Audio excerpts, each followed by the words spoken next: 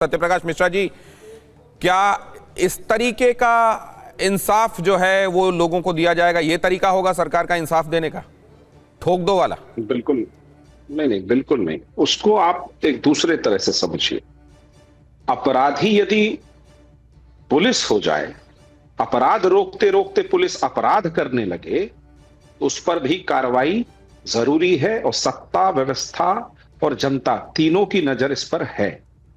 जो घटना घटी है, सभी वीडियो देखने के बाद ये सबको मत पता है कि भरत तिवारी जी के साथ जो हुआ है वो घनघोर अन्याय है।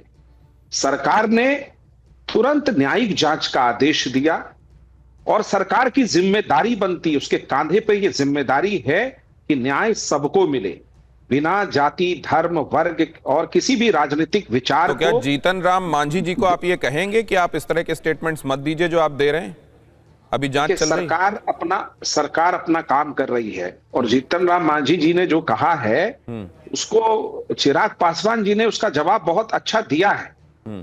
इसलिए आप इसको इस संदर्भ में देखिए कि जो बात बताइए सत्यप्रकाश जी कि अगर ये वीडियो सर, फिर आप संवेदनशील मुद्दे पर क्या अगर आपने कहा अब ये वीडियो सामने आ गए, इसमें दिखाई दे रहा है हकीकत क्या है, अगर ये वीडियो सामने नहीं आते तो भी क्या इस मामले में ये सब हो रहा होता? मतलब वीडियोस का सामने आकर स्थितियों को बयान करना पहले आवश्यक है, तब प्रोसीजर वो होगा जो होना चाहिए किसी के लिए। आप कह रहे हैं जांच बिठा दी गई त्वरित रूप से।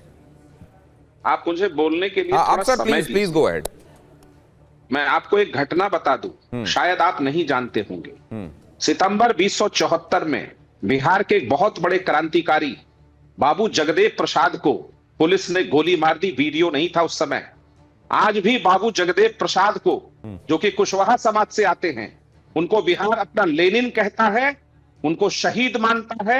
और मेरी जानकारी में बाबू जगदेव प्रसाद को जिस भी व्यक्ति ने गोली मारी थी, जिस पुलिस ने, कांग्रेस के राज में उसको सजा नहीं हुई, बाद में भी नहीं हुई। आज वीडियो है, सार्वजनिक जगह पे सब दिख रहा है, टेक्नोलॉजी बता रहा है, तभी तो संदेह उत्पन्न हुआ, न्यायिक जांच का आदेश हुआ, पुलिसकर्मी निलंबित हुए और डीआईजी लेवल पर अलग जांच हो रहा है, एफआईआर अलग की गई है।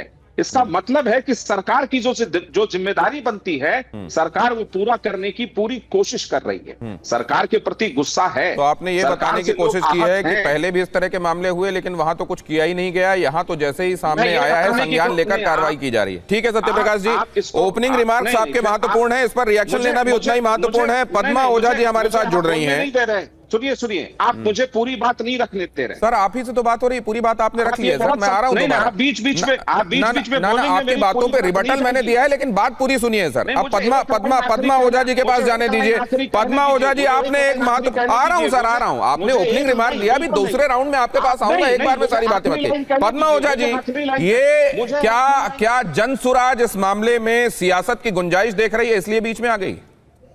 बिल्कुल नहीं, जनसुराज ऐसा कुछ नहीं करती है। सियासत की बात नहीं, वो मेरे ही क्षेत्र की बात है, मेरे ही विधानसभा की बात है और मैं डे 1 से ये सारी चीजें देख रही हूँ।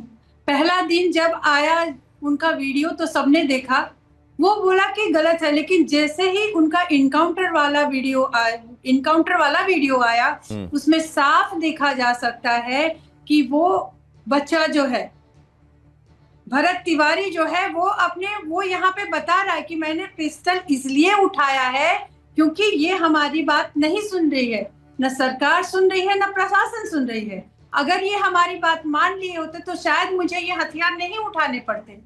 वो बच्चा 6-7 साल से प्रशासन और सरकार से वो तंग आ गया था, वो इतना फेडअप हुआ कि उसको हथियार उठाना पड़ा, उसके पास कोई चारा नहीं था।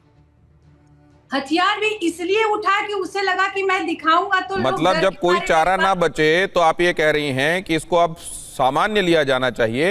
बिल्कुल, कोई चारा ना बचे तो आदमी हथियार उठा ले। देखिए, अभी मैं वीडियो देख रही थी, वहां स्थानीय लोग क्या कह रहे हैं कि अगर जब कोई चारा नहीं, आपने हथकंडा अपना लिया, रिक्वेस्ट कर लिया, सब कर लिया, और जब आप जा रहे हो न्याय के लिए तो आपके साथ गाली गलौज की जा रही है, आपकी बात नहीं सुनी जा रही है। तो हमने देखा था जब भगत सिंह भी ने हथियार उठाया था, चंद्रशेखर आजाद ने भी बम फेंका था, तो आखिर वो क्रांतिकारी थे, वो उस हद तक वो गए। तो आप ये कह रही हैं कि आज जो अंग्रेजों के समय स्थितियां थी वही स्थितियां हैं, इसीलिए आप जन बिल्कुल, सुराज बिल्कुल। लाना चाहती हैं। स्वराज्य अभी तक लोगों के पास नहीं है, आप ये कह रही हैं। नहीं आया है। आपने देखा होगा अंतिम वीडियो जो रोंगटे खड़े कर तो देने पद्मा वाले हैं, ओझा वो जी, कहता क्योंकि है- बहुत जल्द हमको शिक्षा मंत्री धर्मेंद्र प्रधान महत्वपूर्ण मुद्दों पर मिल सकते हैं और इसलिए मैं थोड़ा जल्दी से एक राउंड सबसे बात कर लेना चाहता हूं। निर्मल कौर जी हमारे साथ जुड़ रही हैं। निर्मल कौर जी, अधिकारी होने की हैसियत से और जो तमाम चीजें अभी तक आपके सामने आई हैं इस मामले के संबंध में, आपको क्या लग रहा है? देखिए, जो इस तरह जो वीडियो आए हैं सामने, सबकी जांच होगी, न्यायिक जांच हो रही है। दुर्भाग्यपूर्ण घटना है, इसमें कोई शक नहीं, परंतु वास्तव में क्या हुआ ये तो न्यायिक जांच के बाद पता लगेगा।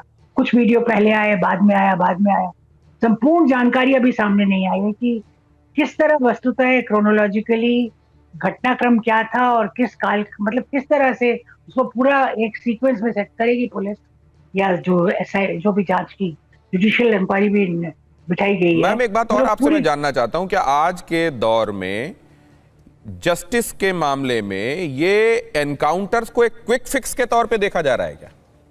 ये गलत है। एनकाउंटर कोई चीज है ही नहीं न्याय में। एनकाउंटर क्या है? ये तो पुलिस और पब्लिक और फिल्मों का दिया हुआ नाम है। एनकाउंटर कुछ नहीं होता है, और अगर न्याय व्यवस्था जो है उसके तहत ही काम करना है। अगर न्याय व्यवस्था दोषी है या कमजोर है या नहीं न्याय दिला सकती, तो न्याय को बदलिए ना, न्याय व्यवस्था को बदलिए। एनकाउंटर तो गलत है। एनकाउंटर जिसको आप सो कॉल्ड एनकाउंटर कहते हैं, ऐसी कानूनी रूप से कोई चीज ही नहीं है। आत्मरक्षा में आप अपनी रक्षा कर सकते हैं उतना ही बल लगा के जितना बल ऑपोजिट पार्टी लगा रहे, बस यही है आत्मरक्षा। वो तो आपके घर में कोई आएगा तो आपको भी वही अधिकार है। आपके घर में कोई चला आता है, आप उसको जबरदस्ती आ जाता है, तो आत्मरक्षा में अगर वो आप पे गोली चला रहा है, आप भी वापस चलाने का आपको अधिकार है। जितना बल वो लगा रहा है आपका जो अपोजिट है, तो आत्मरक्षा तो जो सेल्फ डिफेंस के रूल्स है वो सबके पास है। सेल्फ डिफेंस की जो मतलब जो चीजें आत्मरक्षा में जो भी हमने किया वो हर नागरिक के पास है, और उसी नाते पुलिस के पास भी है। पर ये एनकाउंटर कोई ऐसी चीज नहीं है। और मुझे तो लगता है अगर हमारी ढीली है न्याय व्यवस्था या क्रिमिनल जस्टिस सिस्टम, तंत्र जो है हमारा आपराधिक न्याय का जो तंत्र है वो एकदम ढीला है, ठीक नहीं काम कर रहा, तो उसको देखिए ना। ये तो सच में है कि हम कहते हैं हमने बड़े लोगों को ट्रायल पर डालते हैं। सबसे पहले आप अपने क्रिमिनल जस्टिस सिस्टम को ट्रायल पर डाल लीजिए, फेल करेगा पूरा। क्रिमिनल जस्टिस सिस्टम का ही ट्रायल अगर आप कर ले, किस तरह से आपका मतलब इसके कई अंग है, पुलिस एक है, फिर प्रोसिक्यूशन है, फिर जुडिशरी है, तीनों अंग है, तब जाके ना किसी क्राइम से आप डील कर पाते हैं। पुलिस अपने आप में कुछ नहीं कर सकती, फिर प्रोसिक्यूशन उसको प्रोसिक्यूट करेगा। एविडेंस इतना स्ट्रिक्ट लाना है कि चाहे गिल्टी आदमी छूट जाए पर इनोसेंट को सजा ना हो। तो बहुत सारे केसेस फेल करते हैं, कॉन्विक्शन रेट बहुत कम होता है, बहुत कम कॉन्विक्शंस होते हैं, पर उसका जवाब एनकाउंटर नहीं है।